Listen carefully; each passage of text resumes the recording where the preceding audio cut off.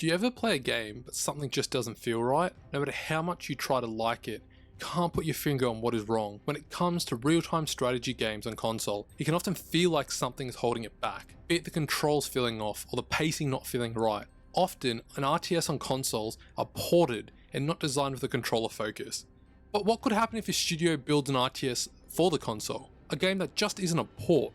Well, luckily I can tell you, Halo Wars 2 proves that when building an RTS from the ground up, it can work on controller and console. Halo Wars 2 is the gold standard of the RTS genre on console. It gets so many aspects of what makes RTSs fun, while at no moment making you feel like the game was a worse experience for using a controller. So you might be wondering, what makes it work so well on console? So let's jump into it.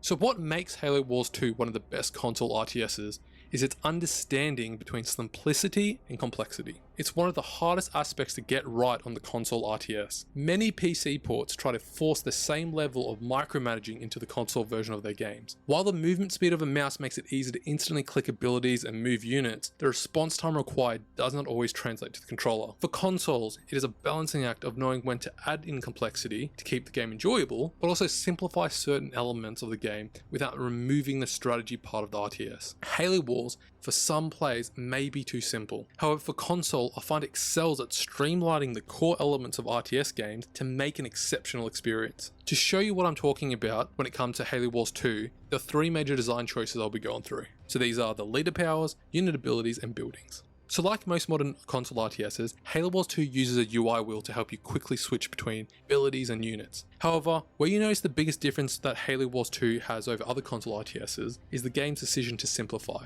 You see this with unit abilities. Not all units have abilities, but when they do, it's normally easy to activate and does not require major micromanaging. So for example, the Y button will activate your unit's ability. So these abilities can be your Marine throwing grenade or the Warthog ramming charge. By simplifying abilities, it allows for combat and pacing to feel fluid. But to make up for the less unit abilities, the game makes you pick a faction leader who has their own unique abilities. These abilities can include being able to heal a certain area, using tactical strikes, drop podding extra units, or passive bonuses for your faction. By giving you unique leader abilities that you can quickly access through your UI wheel, it allows you to quickly turn the tide of battle. But there is one major aspect of Halo Wars that may divide a lot of RTS fans. That is the streamlining of the base building. The game has preset locations where you can build a base and outpost. In these predetermined locations, you have a limited number of buildings, resources, and defense turrets you can build. And yes, I did say resources, as the main way to gain resources in this game is through building supply or generator in your base that automatically gains resources. While some people may find this to take away from key components of an RTS game, it essentially streamlines the process for the player. It makes the experience more manageable for the controller. It redirects your attention from constant base building towards combat.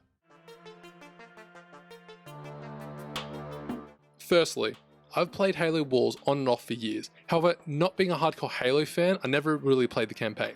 I would jump on occasionally and play skirmish matches to fill that RTS itch. But that all changed recently when I decided to give the campaign a play. To my surprise, the campaign is one of the biggest highlights of the game. It's refreshing to see a studio that put an emphasis into their story. From the AAA quality cutscenes and the range of mission types, they've done an amazing job of making the campaign feel varied. To be fair, the story is short and feels rushed, and it could have benefited from being a little bit more fleshed out. However, despite being smaller, I always knew what I needed to do and the why. The story felt cohesive. One of the biggest compliments I can give is that the game introduced a new faction to the nearly 20-year-old Halo universe, and the faction's motives and origins immediately felt understandable. The first half of the campaign story feels detailed and draws you in. However, it does feel rushed at the end. But story aside, the mission design demonstrates how to balance story with gameplay. A lot of strategy games have introduced single unit missions into their campaign to help build connections to characters and tell a story. However, this can neglect what makes an RTS unique. Halo Wars 2 shows you can balance both of these parts. So in the campaign, while some missions may start off as a single unit, you almost always are given a base to build troops with. The game mixes individual unit missions with this base building. It shows that an RTS campaign can be versatile and allowing story and strategy. Speaking of strategy, while some missions may be simple as just sending troops to the objective, I found the game through its around 8-hour campaign provided enough difference in its mission to mission story and objectives. But one of the biggest accomplishments of the game is its ability to feel authentic to the Halo franchise. The aesthetic and units bring back the feeling of playing the original Halo series.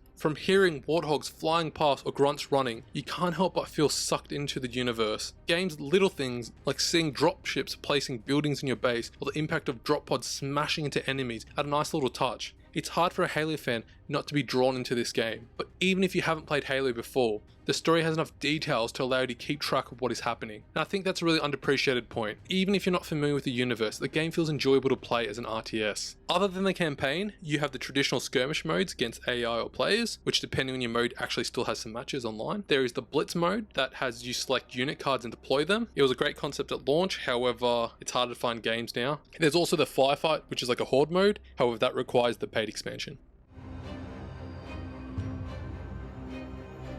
So you might be thinking, all of these design choices I've mentioned are found in other RTS games. Halo Wars isn't the first game to have pre-built base locations or leader powers, but what really makes it one of the best RTS on console not only makes those design choices, it's how smooth and responsive the gameplay feels. Fundamentally, the game passes the controller test. You can lay back on your couch and never feel overwhelmed. Halo Wars 2, better or worse, feels like an RTS evolved. The game feels like a polished experience that reminds me of Age of Empires or Red Alert, where you can build these units and have these battles. With the developer not updating the game anymore, it's a shame. It's hard to think that with a new version on Game Pass it would have a bigger impact. But ultimately, while for some people Halo Wars 2 might feel like a familiar experience, that just showed that an RTS can work on the console. That while not every design decision might be for everyone, or that every game needs to replicate what Halo Wars 2 does, Halo Wars 2, while not perfect, it is the gold standard of console RTSs.